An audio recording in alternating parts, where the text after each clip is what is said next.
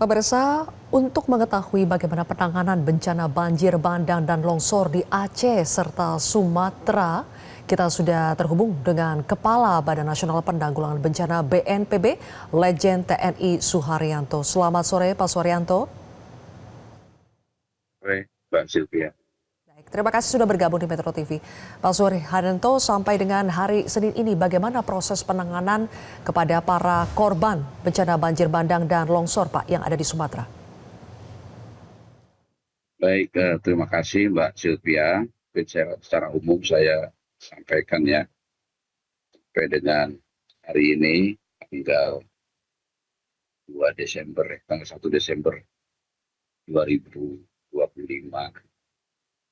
Ya, kami mencatat seluruh 3 provinsi Sumatera Utara yang meninggal dunia 210, kemudian Aceh 96,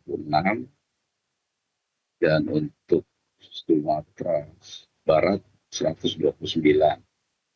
Jadi semuanya yang meninggal 435 orang. Kemudian ada yang hilang dari 3 provinsi, dicatat masih 444 orang. Jadi per hari ini korban jiwa tensinya menjadi 879 orang. Mudah-mudahan dari 444 orang yang masih hilang ini sebagian besar bisa ditemukan dalam kondisi selamat. Kemudian untuk jalur-jalur transportasi untuk wilayah Sumatera Utara, ini ada beberapa titik yang masih proses normalisasi, yang masih berat atau masih dibuka secara terus-menerus adalah Tarutung ke Sibolga, kemudian dari Tapanuli Utara ke Tapanuli Tengah, kemudian dari Tapanuli Tengah ke Tapanuli Selatan. Ya, cukup berat gitu ya. Upayanya dari jalur dari Tarutung ke Sibolga ini sudah beberapa hari yang lalu sudah dilakukan pembukaan lewat alat berat. Tapi karena jalannya kecil, kemudian alat berat itu tidak bisa bekerja bersama-sama, harus bergantian, sehingga kemajuannya tidak terlalu pesat, meskipun detik demi detik, menit demi menit, hari demi hari, ini terus dibuka untuk jumlah alat berat bentuknya cukup, tapi itu tadi karena kendala jalannya kecil, kemudian di kiri jalan itu banyak juga mobil-mobil yang tadinya mau lewat ke Sibolga, itu tidak bisa lewat karena jalannya terputus.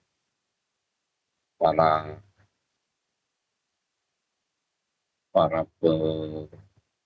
pejalan ya, baik sepeda motor maupun dengan kendaraan roda 4 itu masih banyak yang bertahan. Itu yang kami dorong logistik, baik lewat darat menggunakan sepeda motor, menggunakan jalan kaki, maupun di lewat udara secara airdrop, karena di titik itu tentu saja heli tidak bisa mendarat.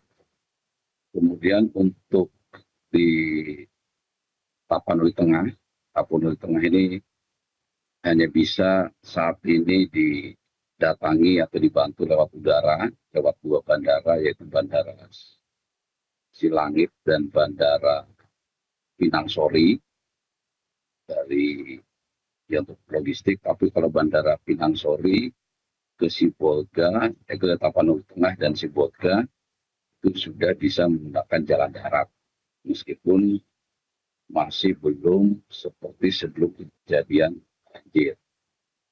Untuk logistik, permakanan, kebutuhan dasar, ini sudah bisa masuk ke Tapanuli Tengah. Kemudian untuk Sibolga juga, yang kemarin mungkin ada masyarakat yang kekurangan logistik, ini sudah bisa dipasok lewat laut, karena Pelabuhan Sibolga relatif bisa beroperasi. dan kami bisa mengirimkan logistik pemakanan dari laut untuk Sibolga dan Tapanuli Tengah. Listrik kemarin sudah sempat hidup karena tim dari PLN, dari DPP PLN sudah masuk ke sana. Memang dibagi dua strateginya, yang gardu-gardu besar, yang aliran tinggi, arus tinggi ini perlu waktu untuk melaksanakan perbaikan, tapi yang arus rendah, yaitu tiang-tiang listrik pendek, ini sudah sebagian didirikan kembali oleh Satgas PLN, dan tadi juga kami sudah berkomunikasi dengan Menteri ESDM, besok beliau juga akan masuk ke Benar Meriah dan ke Sibolga. Untuk wilayah lain, Tapanuli Selatan ada 2 desa yang terdampak cukup parah. Itu yang kalau yang awal ada video kayu-kayu gelondongan, itu sebagian juga menimpa di wilayah Tapanuli Tengah. Memang airnya sudah surut sebagian besar, tapi banyak rumah-rumah yang dipenuhi oleh kayu-kayu cukup besar, gelondongan. Kami sudah masuk ke sana, sudah berdiskusi dengan Bupati Tapanuli Selatan, Melangi, dan sekarang sedang proses untuk pembersihan 2 desa tersebut. Ada beberapa ratus pengungsi di beberapa titik, pengecekan di sana untuk kebutuhan permakanan, logistik, untuk 1 minggu ke depan terpenuhi Tapanuli Selatan. Tapi yang dilakukan adalah pembersihan kepada 2 desa yang memang terdampak paling berat. Ya. Itu juga nanti ada mekanisme apakah harus relokasi atau perbaikan tanpa relokasi, tetapi memang membutuhkan waktu yang cukup lama untuk melaksanakan pembersihan di 2 desa tersebut. Kemudian untuk pengiriman logistik kami laporkan secara terbatas, sedikit demi sedikit, terus-menerus. Setiap hari, setiap saat kami kirimkan logistik untuk wilayah Sumatera di 3 kabupaten kota tersebut. Memang masih bertumpu lewat udara, Tapanuli Tengah, Sibolga, Tapanuli Selatan. Untuk Tapanuli Selatan, bantuan dari Kementerian Sosial sudah masuk. Kemudian BBM dan listrik di Tapanuli Selatan sudah mulai hidup, tetapi itu tadi yang menjadi masalah adalah ada 2 desa yang memang terdampak paling berat, itu yang segera harus melakukan pembersihan, terutama karena banyaknya kayu-kayu gelondongan yang besar. Kemudian untuk Tapanuli Tengah ini masih terus dilakukan pendorongan logistik lewat udara. Untuk armada di Tapanuli kami informasikan untuk helikopter ada 8, baik yang jenis kecil maupun yang besar. Kemudian juga ada pesawat sayap tetap atau fixed wing, sayap lebar, itu ada 1 pesawat. Itu juga mekanismenya menggunakan mendorong bantuan dari sisi langit ke Pinang Sori, baru dari Pinang Sori lewat darat. Secara terbatas dengan bantuan-bantuan sudah masuk ke Tapanuli Tengah. Logistik permakanan ini berangsur-angsur dipenuhi. Kemudian listrik di Tapanuli Tengah masih padam, kecuali beberapa titik yang sudah kita dorong genset. Komunikasi juga belum lancar. Ini seluruh